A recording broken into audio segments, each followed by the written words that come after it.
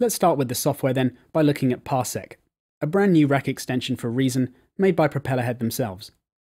To give you an overview, the synth has two sound engines, as you can clearly see on either side here.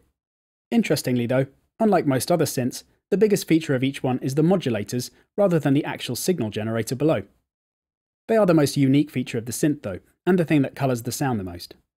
For example, if I reset the device, what this gives you is one sound engine, the other is off as you can see by the switch, and the first sound engine is a sawtooth waveform, as you can see from the generator below, which has its mix dial in the saw position.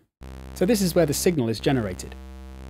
Then, alongside this, you have all the usual controls for adjusting the pitch of that waveform. Below those are some filter controls. This is simply a combined low-pass high shelf.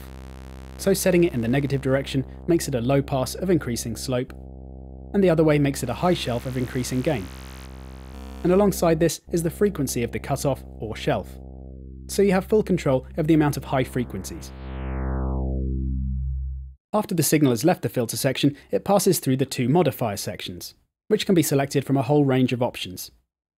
If you like, they can be straight low pass or high pass filters, after which the X and Y dials become the cutoff and resonance. Or you can choose a more colourful filter shape like a cone. You've got some moving options like pulse width modulation if you want something less static,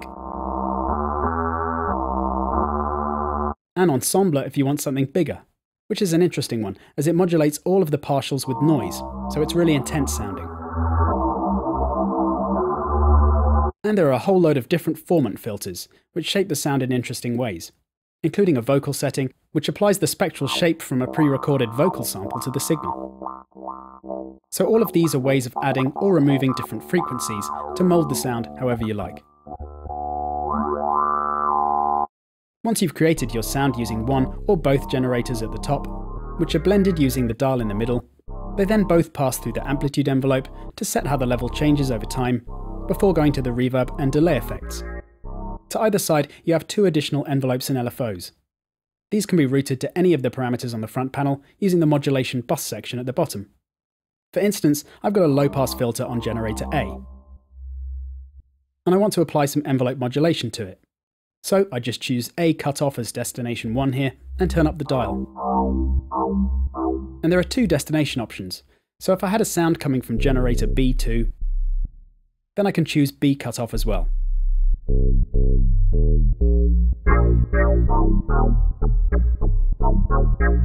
So that's the theory, but how is it in practice? As always with a soft synth, I want to see how nasty it can be. So I've made a couple of bass patches for this drum and bass groove I've just put together, using one of DJ Fracture's drum loops as a basis. The first is a fairly classic drum and bass bassline, with a detuned pulse wave combined with a fat sub bottom end. The unison modifier is being used to thicken out the pulse wave here, and then there's a simple low pass after it, which is modulated with one of the Lfos below. The second bass patch is a bit more interesting. It's a combination of comb filtered and resonant formant filter sounds. And I've got some LFO modulation of both generators' filters going on there as well. So you've got two pretty contrasting bass sounds. And lastly, I made a quick accompanying sound to go with this. It's using detuning again, only we've got some FM being applied here this time, which is adding some nice higher harmonics. And there's some reverb and delay on the sound too. So I got some good sounds out of Parsec, without spending that long getting to know the synth, and without processing them with any other Reason effects or the main mixer.